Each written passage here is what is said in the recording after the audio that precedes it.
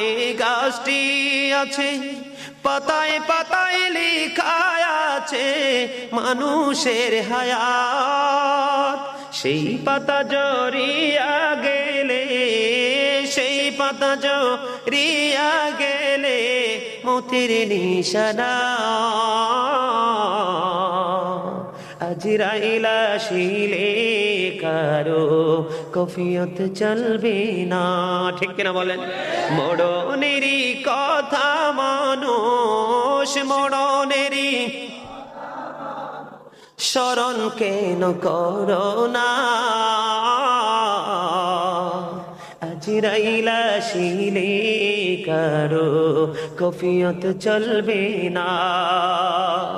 সিকান্দর এক বাদশাহ ছিলেন, তার মতো আর ধনী লোক কেহই